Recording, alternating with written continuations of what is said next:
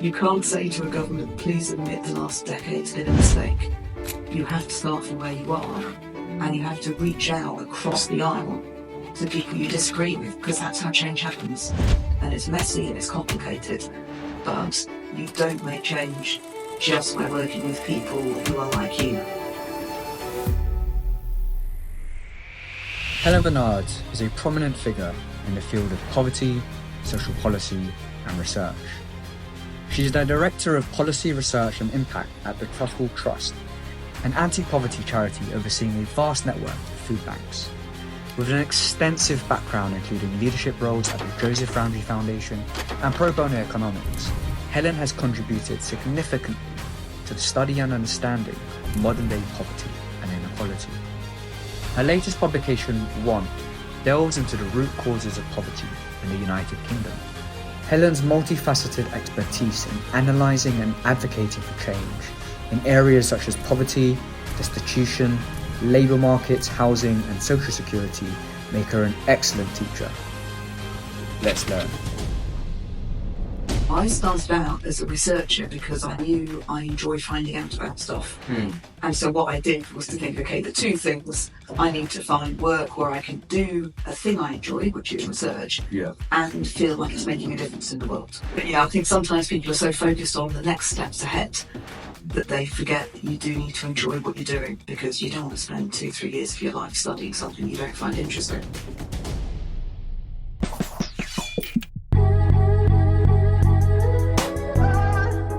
All right, so thanks again, Helen, so much for coming down to London to be with us at the School of Social Justice. It's our second series of our video podcast, and we can't wait to share your learnings, your experience, your wisdom with our students from around the world. So thank you for joining us. I'm really pleased, particularly because we are former colleagues. When I used to work at the Joseph Ramsey Foundation, I learned a lot from you and your leadership.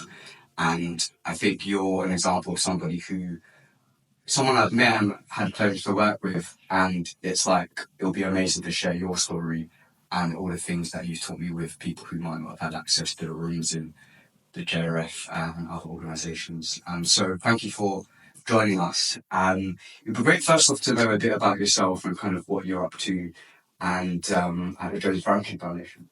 Sure. So, well, thank you for inviting me. It's lovely to be here. So I have 2 jobs at the moment. I split my time between 2 charities. So I spend part of my time with a little economic think tank called Pro Bono Economics, and we've been running this 2-year commission on civil society. So basically saying, what is civil society? What does it do? How does it relate to business and government and policymakers? And what's holding it back from doing more and coming up with solutions? And then the other part of my time, I've been working with Joseph Ramsey Foundation, doing work on poverty broadly, but particularly actually recently I've been starting to scope out some new work around pensioner poverty and particularly future trends. Because at the moment in the UK, poverty among pensioners is the lowest, they're the group with the lowest poverty, which is a massive achievement, and we should come back to that. But the trends are starting to turn around. And actually, if you look forward a few decades, things are looking pretty scary. So looking into why and what the solutions are. I guess there's so much to talk about then in this conversation, from, as you say, civil society, poverty, and how we respond to those. And of course, you've written a book as well, and so the power of writing to kind of inspire people to act and to be informed. I mean, for you, what does social justice mean? For us, it's about creating a fairer society where people have the opportunities to live the life they want to live. I mean, for you, as somebody who's worked so much with folk who are most marginalised and in poverty, like, what does social justice mean to you? So I think social justice, so as you said, I read this book and I was looking at, well, what is poverty? And what do you need to be free from poverty? And the thing I find interesting is it's actually incredibly stable across history, across geography, different countries. So what do most people want? People want a home where they feel safe and it's healthy. They want a job where they're treated with respect and they can earn a decent living. They want to be able to pay the bills without getting into debt. They want to give their kids a decent start in life. They want to feel part of their society. All these things are just the core of just to live a decent life. So I would say, a just society is one where everybody has access to do that. and where people have the chance to not just survive but thrive.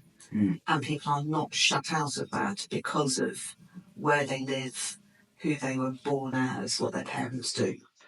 I mean, that's really fascinating. It reminds me of the conversations used to have around what is the minimum that people need to live a decent life. And I think the list there reminds us of the basics. What do you think about the fact that, because we have an international audience, what the minimum in, say, London might be very different from the minimum in the Philippines? How do we kind of come to terms with is social justice relative, I guess? I think there's two levels, isn't there? I think fundamentally living a decent life is defined by the society you're part of. So if you're being in poverty or not, do you have access to the things which in your society are normal? Now that is going to mean different things in different places, but at the core, it's actually really similar. So, for example, when you're measuring poverty in some parts of the world, one of the indicators is do you have a concrete floor or a dirt floor to your house? Okay. Because there are places where lots of people don't have concrete floors or access to clean water or those things. If you're measuring poverty in the UK, those aren't useful measures because that's pretty universal.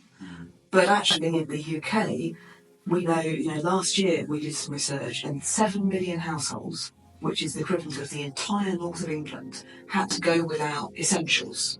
So they were not able to have 3 okay meals a day, or put the heating on, or have a hot shower, or afford, the basics of life as it's lived in our country. And that's always been true. It's kind of, even if you go back in history, there's a classic philosopher many centuries ago who talked about what is poverty, and he said, you should be able to have a clean shirt for Sundays. Because in their society at that time, if you couldn't put a clean shirt on a Sunday, you would be humiliated. Got it. So much of that core to that is the dignity of the human being, and because our lives are lived within a certain geography and space, if you don't feel comfortable in that space, or, as you say, able to live within the norms, that's what makes it hard to live. I mean, that's a really fascinating insight, particularly because so many folk have given their own definitions of social justice, and actually we need to consider the societal differences and how that might be different depending on the context. I mean, why then do you think it's important to try and fight for social justice? Because there's folk who feel like, particularly in the economic downturn, we really need to focus on ourselves, on people close to us, family or friends. Why care about the rest of society? You've spent most, if not all of your career looking at areas and issues related to social justice. Why should people care, and why should people get involved in trying to achieve that? I think there's probably a couple of reasons. So I think there is a moral reason, and actually I think most people do feel a moral obligation to help other people. If you think about the experience during the pandemic, what we saw was all over the country, actually, in almost every community, these mutual aid groups just sprung up out of nowhere. So neighbours got themselves onto WhatsApp groups and just spontaneously started helping each other. And I think, that's a real testament, I think, to there is something really fundamental to humanity that people want to help others. And also, we all want to feel if our lives take a downturn, we would be able to turn to others. So I think there's that kind of fundamental social contract. There's also a much more kind of cold, practical, if you take almost any problem in our society, poverty and social injustice are a central part of it. So in the UK at the moment, people are very worried about health services. We're worried about the pressure on our health services. People are struggling to get appointments. One of, if not the biggest reason for that is the impact of inequality. It's the impact of poverty, which is determining people's poor health. And that affects everybody. So, you might be living a nice middle class, happy life. When you call for an ambulance, is an ambulance going to turn up in time? Well, only if we've got strong public services. And very unequal societies, you tend to find that the economy doesn't grow the way it should, public services aren't the way they should be. So it affects everybody. Yeah, there's it's one of those things where if you live in society, there are rights and responsibilities, and your ability to contribute also. I mean, there's so many ideas around karma and that side of things, and the moral side is really important. I mean, for you in trying to then achieve social justice, you've utilised so many methods from, you going, I mean, you're about to go to give a talk, power of public speaking, the need for writing, the need for research. So much of the Joseph Ramsey Foundation's work is embedded in research and finding out from the original founder's mission of addressing the social evils of his time. I'd love to know a bit more about the methods you utilise in order to address these kinds of issues, particularly around poverty and understanding civil society in its role as well. Of course, research is a key thing, but can you share a few sort of kind of methods that you've used in order to achieve change? Yeah. So you're right. Research for me is crucial because you can't change something unless you understand it. And it is surprisingly common to find that something that seemed very simple and straightforward when you dig into it isn't actually the way you assumed it was. Do you have an example of? Well, I think on communication is one of the really interesting things, and that's something I was thinking about a lot coming here about kind of for change makers. One of the core things I think I've learned in the last 10, 15 years is that the way you communicate things can be make or break for whether you actually have the impact you want to. And if you are a campaigner, if you're someone who's close to an issue, who cares about it, by definition, the people you have to persuade are very unlike you. Because, you and I sitting in this room, anybody watching this video is not a normal person. It's not a typical person. Yeah. All of us are people who care deeply about something. We know a lot about something, and we're prepared to dedicate our lives to it. To make change, though, the people we all have to persuade are people out there who are none of those things, who are just living their lives. So one of the most interesting bits of research that I've been involved in was research where we were empirically testing how to communicate about poverty. And it turned out the way we and lots of other people were communicating about poverty not only didn't work to persuade people, it actively made the problem worse. Because we were using metaphors and language and ways of explaining things which made sense to us and really didn't connect with the wider population. So you have to think you aren't trying to persuade people like you. You're trying to persuade people who are unlike you, and you've got to bring them on board if you want to make a change. This is a real important example. Was this the frameworks? Yeah, so this is the frameworks work, and so frameworks have done this kind of research across lots of social issues. And so basically doing testing with the general public. So you take the group of campaigners, the way they communicate, and you do testing, kind of pretty robust, quantitative testing, lots of people. What does that look like? So basically you're doing like a survey or an interview with lots of members of the public. You present them with some information phrased in a certain way, phrased the way the campaigning group thinks will work best. And you test their opinion before and after. So for poverty, you kind of test people's level of support to take action against poverty. So you test it at the start, you show them some comms materials, you test it afterwards, and you see what's changed. And what you find is that some of the arguments that we might think were most powerful make no difference, or actually decrease support for the things we're trying to drive. Okay. And that is a really hard thing. Lots of people, lots of campaigners have been quite annoyed and quite resistant across these different issues to finding that out, because it means you have to change.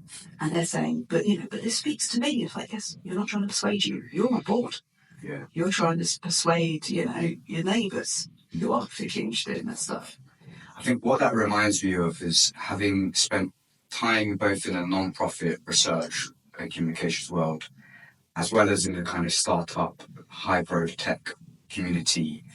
That bit about really understanding in the private sector your customer, and in the case of communications, your audience, is so important. And actually, your job is not to speak your truth. The point of the communications in this sense is to speak and share information which allows people to kind of make decisions or to actively address the kinds of poverties that kind of hurt our society so much. I think that's one of the challenges with the School of Social Justice, is like our method is a video podcast, and there are so many other methods, and I'm curious to see, by doing an experiment, how this can help or hinder potentially people's ability to get involved in these kinds of things. I mean, clearly there the importance is in really challenging yourself and doing research, but also taking on board the findings and not ignoring them, it sounds.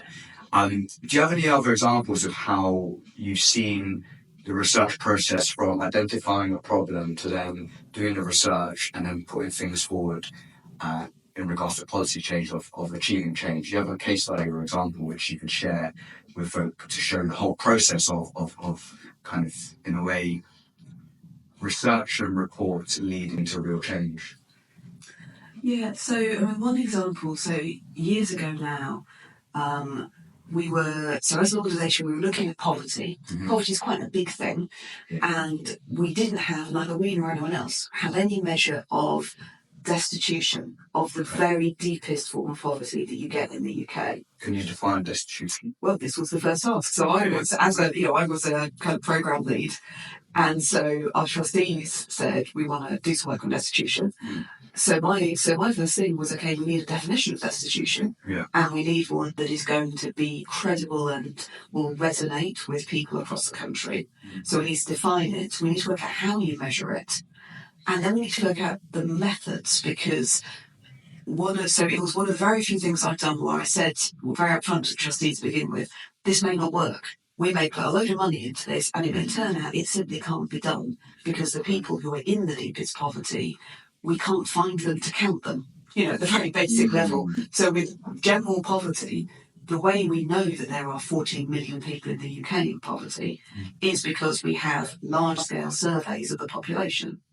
However, you think about people who are destitute, many of them are not going to show up in those surveys. Mm-hmm. They are going to be people who are street homeless, people who are sofa surfing, people who have uncertain immigration status, are not going to be answering questions, people who are, for different reasons, kind of shut out of a lot of normal life. So it was a genuine, how are we going to do this? Yeah. So I work with a university, Heriot-Watt University up in Scotland, who've done lots of the work, the kind of hardest social research questions. They are great at this. Mm.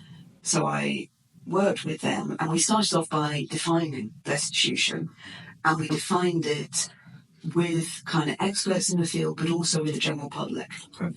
And saying that this needs to be, so we defined it in a very basic way. So it is about having the bare essentials of life. So essentially, if you are destitute, you have not got enough food to eat. Mm-hmm. And we actually ended up defining that as 2 meals a day, not 3, because this is a very low level we're talking about. Mm-hmm. Basic toiletries like toothbrush, toothpaste, clothes for the weather. Do you have a warm coat? Do you have a pair of shoes that will keep your feet dry?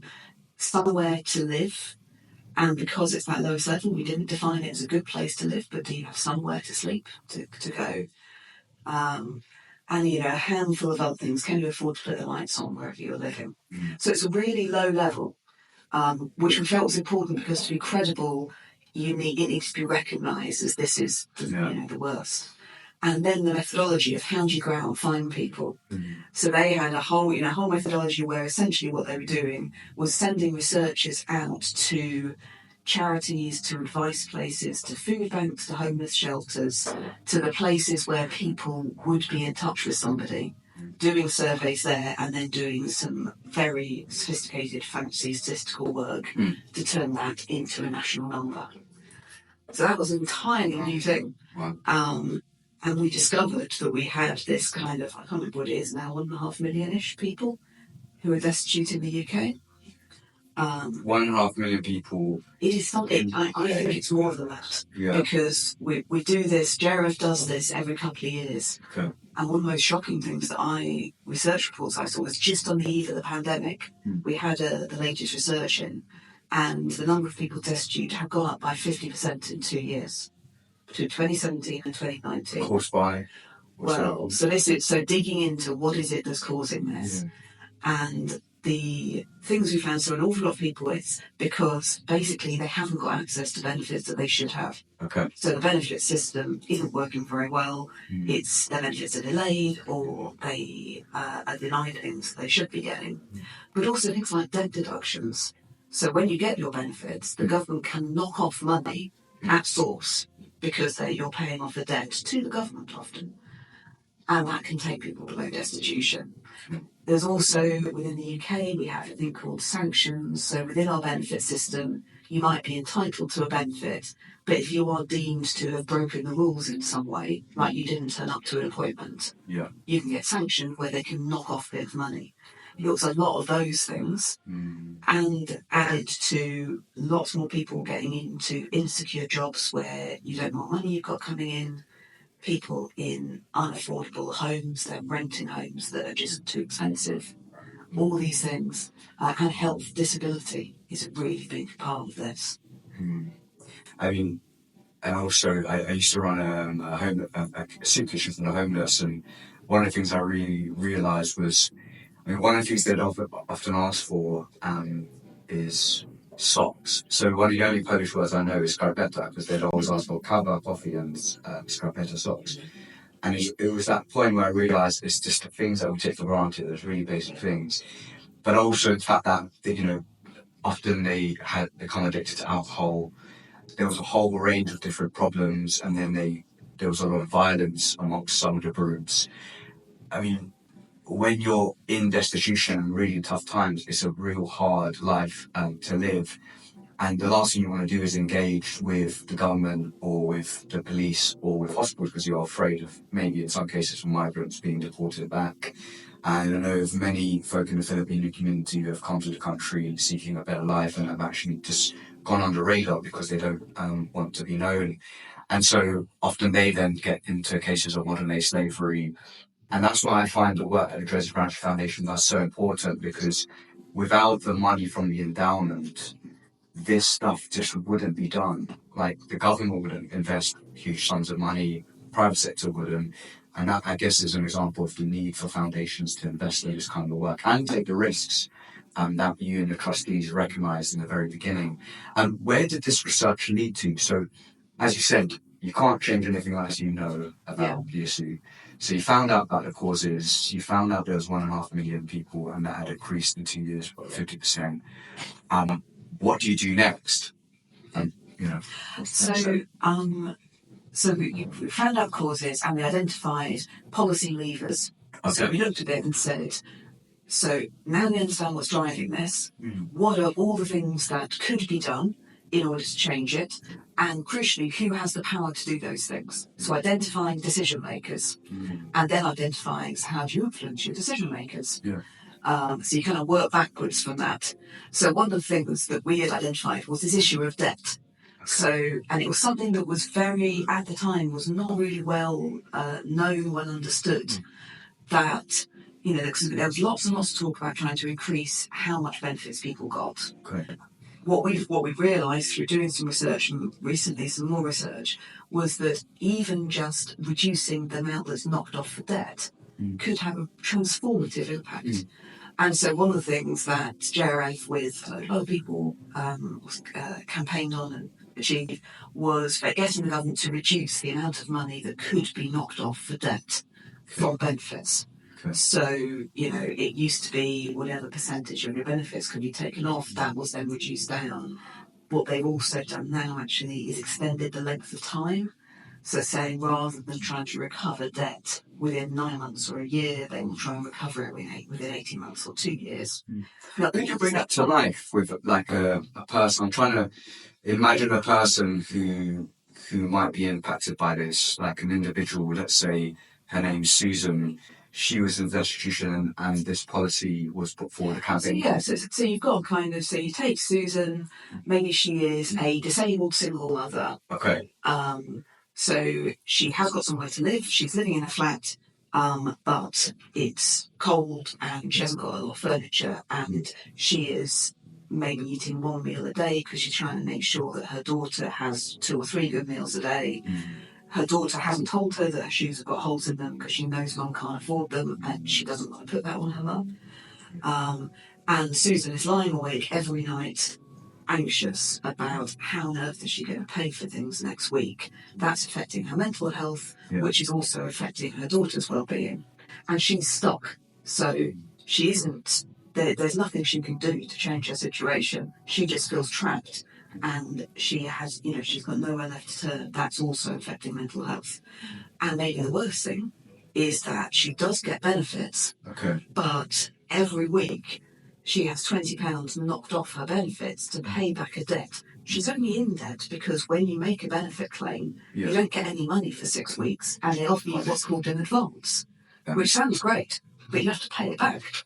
So the government literally puts you in debt at the beginning of your claim and then claws back the money. Kind of what Klarna and the private sector has done to fill the gap of time. Basically, it's like to help personal cash flow of people. Exactly. So you get an advance, and the majority of people take the advance because you've got no money.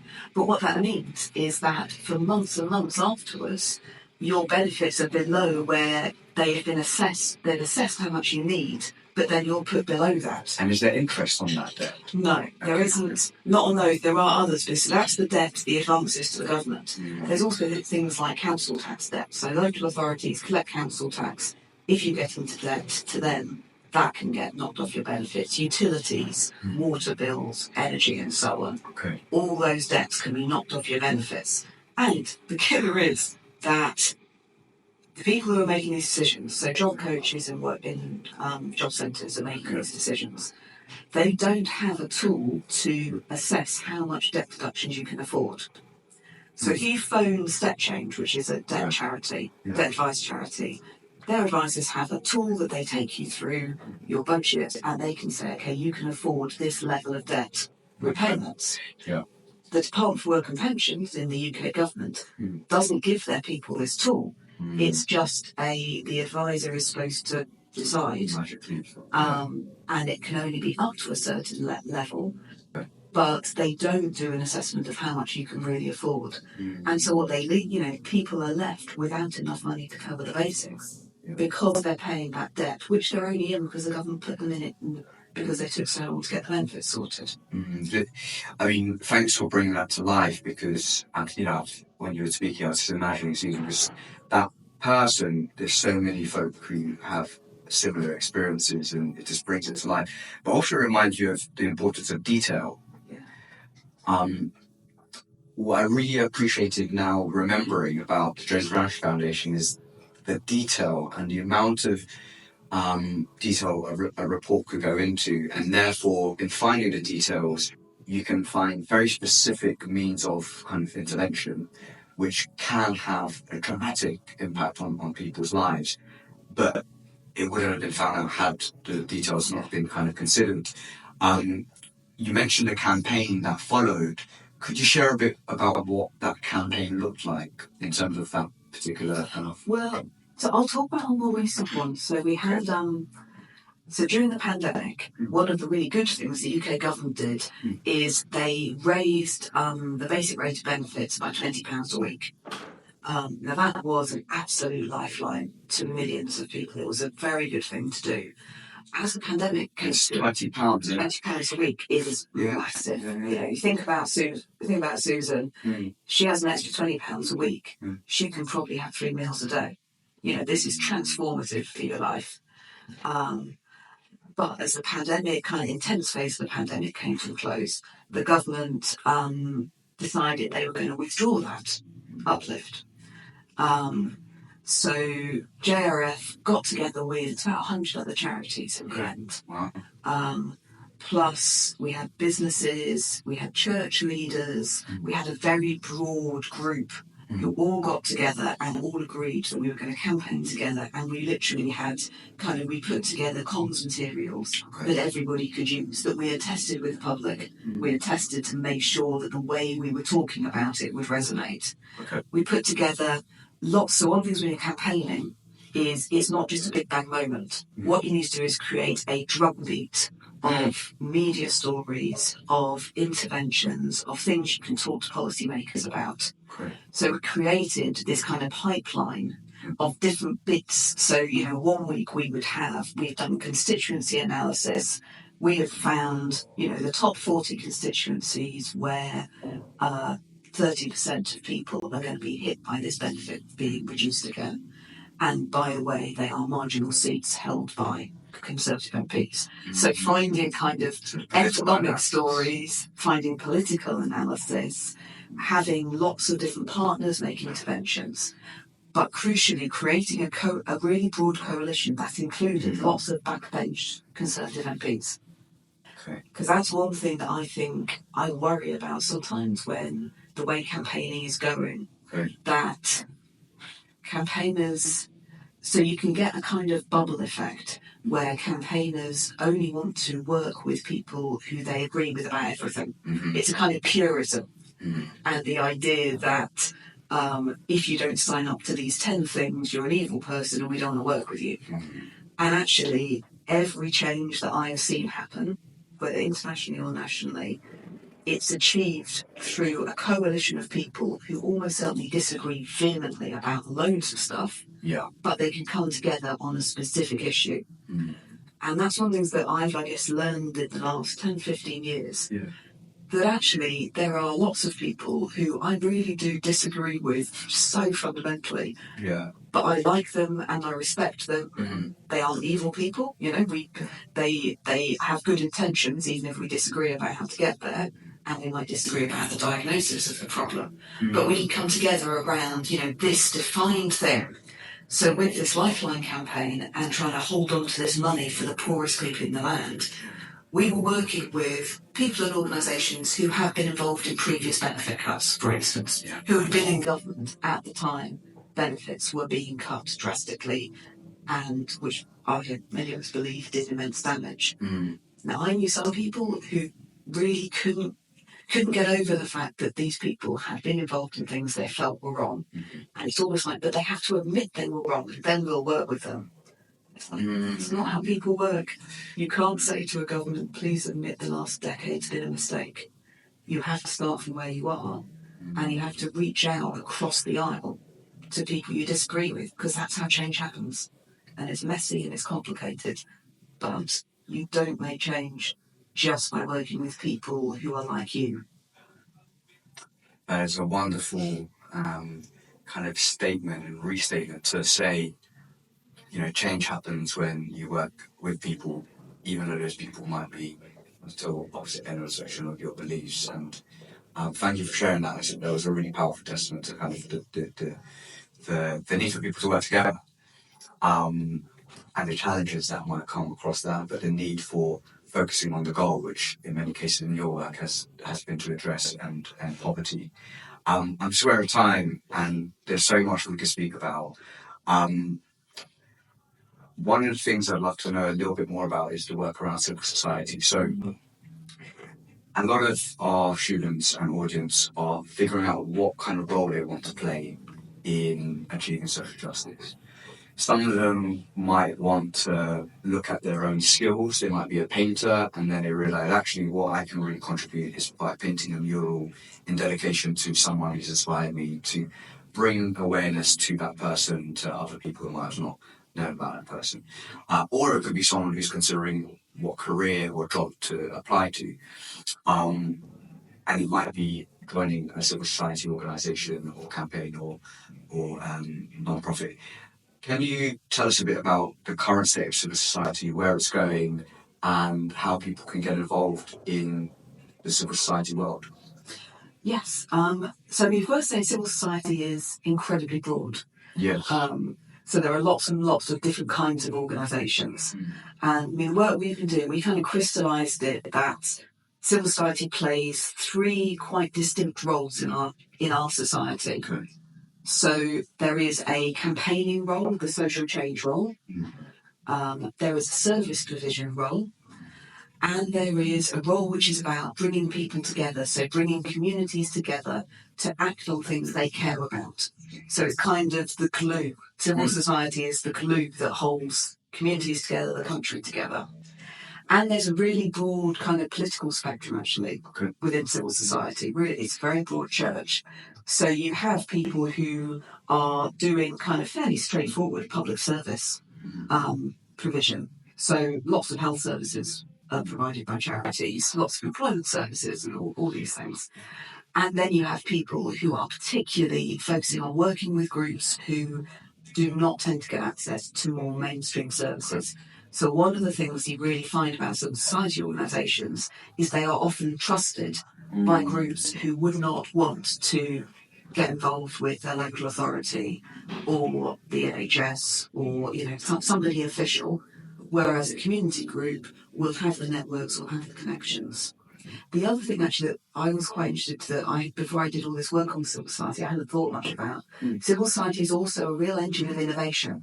Okay. So if you think about it, you've got the three pillars of society. You've got private business, the state and the public sector, and civil society. So one thing civil society often does is it's more agile and fast moving than the public sector. Yes. And again, we saw that in the pandemic, that actually a lot of the immediate help that got out there was civil society because they're so agile. You can just, you can get together and do something. So they're very agile, and they also can take risks. Okay. So public sector, you're not going to put millions of taxpayers' money into something if you're not sure it works. Or at least there is a very high bar to clear to say you should do this. The private sector, again, is not going to pour money or time and energy normally into something if they're not sure if it's a business model that works. Civil society does. Civil society, you say, let's try it. And hopefully you have philanthropic investors who will say, whether you're a foundation or a high net worth individual or whoever, that we will put some money into this and just see if it works. Yeah. So it's that kind of testing things out. And if they work, then hopefully you can scale them. Maybe it becomes worth the state funding some of these things if it has good enough payoff. Maybe you can create a market for it and the private sector can help. But civil society are the kind of pump primers often to create that innovation. That is an amazing kind of overview of the world of civil society, and therefore a reminder of so many ways to get involved. I mean, one thing to bear in mind that I'm really keen to know, because whenever I'm with you, I learn so much. Or whenever I see you speak, I learn a lot. Or if when we're in meetings together, I'm curious to know, as someone who knows so much and also learns, how do you learn? What is the process of learning? Because there's a lot of people here who are like, they just want to figure out how to start their journey. Or maybe someone might actually be far along their journey. They kind of want to continue improving and developing their craft, whether it be in communications, campaigns, volunteer management, or just helping out in the local soup kitchen. What is your process of learning? How do you learn? I mean, it's quite worth saying that I say over the years, I'm mainly aware of how little I know about stuff. Okay, so that's the starting point. Yeah, so the starting point is, it's often the more you learn, the more you know what you don't know. And for me, that's good, because I enjoy learning. And, there are always, for any given issue, there's a load of people out there who know lots more than I do about it. So essentially, I go and find them. So online, generally. So, I get a journalist ask me a question about economic inactivity. And I kind of think, okay, I know this much about it. Yeah. However, I can think of 4 people in organisations who I know are really good on this. They're really in depth. I trust them. They're robust. So I will literally go and have a look at what they've been saying, what research they've put out, what they're saying on Twitter even. Okay. You can reach out to people individually, but actually an awful lot of it's already out there. And I think also for me, there's something really fundamental about always remembering there's a good chance you're wrong. Anything you feel sure about in your life, there's a really good chance you're wrong. Okay. And there's been a lot of things over the years that I have been really sure about, and then it really does just turn out I'm wrong. Or I've had my mind changed. And again, that's good. So I think also searching out people who disagree with you, or people who have a different perspective, and genuinely trying to understand it is both interesting and I think really useful. So I guess then the attitude there is almost kind of relishing the fact that, there's a gap in knowledge, and then there's also the joy of potentially discovering something new, which then not only increases your own knowledge, but potentially gives you a better ability to do the work you do, and push a change which is based on a solid ground of rationale and reason and fact. And that's what I enjoyed about writing the book, actually. Yeah. So when I started writing this book, quite a lot of people who've written books had said to me, it's great when it's finished, but the process is really hard. Yes.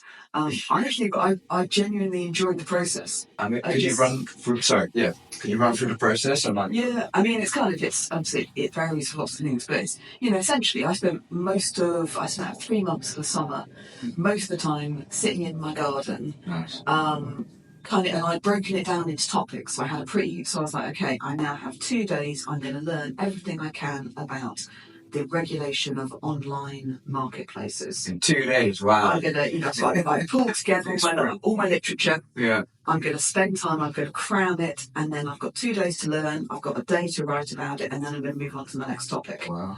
And I loved it. It was really, really interesting. It was kind of a mix of things I knew quite well, but I had to just pin down, and things I've never come across, like regulatory sandboxes. It was my favourite new phrase. Regulatory sandboxes. I can guess what it is, but I don't know about myself. I've never heard of it. Basically, so what it means is that all of us, all of our economies, we're trying to work out how do you regulate the online economy, because our old methods of regulating properly don't work. Okay. And a lot of that is because the way that businesses are operating is driven by algorithms. So, kind of in the real world economy, if you walk into a shop and you see 10 mobile phones, you and the person next to you will see the same phones at the same prices in the same place. When you're searching online, that's not the case. So I didn't realise, things like the products you get shown and prices can be affected by what device you're searching on. If you're searching on an expensive phone, you may be fed a different set of things. I just shot of a cheap phone. And things like there's some really amazing but depressing work in America. They were looking at what adverts people get shown. Yeah. And they found that young black men were being shown adverts for high-cost credit and bail bondsmen, and middle-class white women were not. Yeah. So kind of the way that kind of injustices can become encoded literally in the algorithms which are shaping our lives. And this is really hard for regulators. Because if you're a regulator, a lot of this is a black box. So one of the things that people are starting to do is say, what you need is for the businesses to have a safe environment to run their algorithms and look at what the outcomes are. And that's what a regulatory sandbox is. So Amazon or whoever it is can run the algorithm, and they and the regulator can see, does it inadvertently or deliberately disadvantage certain categories of consumer? In which case you can then demand it gets changed. But it's a very patchy at the moment. Most regulators haven't got their heads around this, but they're going to have to, because it is one of the things that's making poverty worse, for instance. A great example of how social justice and the issues around it is changing as we have deeply embedded ourselves in this digital world, and the new generation of young folk who are born and raised within that world. I'm very curious to see what happens there. I'm aware that time has run out, and I want to respect your time, and I just want to say thank you so much for joining us. I'll be cheeky and ask one last question. Do you have any kind of tips or advice or anything else you want to leave with, say, someone who's watching this and wants to be a future Helen, like kind of, want to follow your footsteps and at the beginning of the journey? Do you have anything you want to leave as a parting farewell message? I suppose one thing actually is find jobs you genuinely enjoy. Might sound a bit odd, but I think, kind of people who are really committed to making change in the world, they're obviously looking for where can I make most difference, and that's right. Yeah. But you need to also enjoy the content of the job. Otherwise, to be honest, you'll be a bit miserable, and you also won't be that good at it. So I started out as a researcher because I knew I enjoy finding out about stuff. And so what I did was to think, okay, the two things, I need to find work where I can do a thing I enjoy, which is research, and feel like it's making a difference in the world. Because those are the two things that I care about. And that's what I went out and found. But yeah, I think sometimes people are so focused on the next steps ahead that they forget you do need to enjoy what you're doing. The same with what you're studying. Find a subject you enjoy and study it, whether or not it's going to take you to a career. Because you don't want to spend 2-3 years of your life studying something you don't find interesting. Yeah, that's a wonderful message. I feel like there's one of my favourite psychologists is Alfred Adler, and he really says to focus on the present, put a spotlight on the present.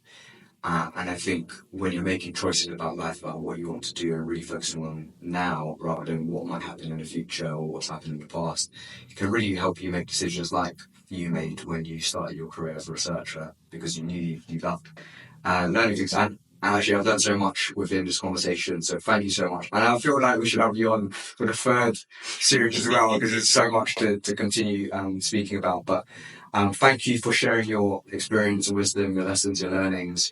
There's much more to come, and we look forward to seeing where you go next. And thanks so much for your contributions, because the examples you gave show the power of research and hard work and the detail and writing, and all that's possible with people like you who kind of enjoy that and then contribute that to civil society. So thanks.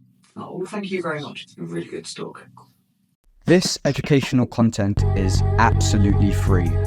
Why? Because our vision is a world where anybody, no matter their background, can learn how to make a difference. To keep going, we need your help. Can you become our next patron? Can you help us reach 2,500 patrons? I really hope so. Whatever the case, hope you learned something today, and sending you peace and love.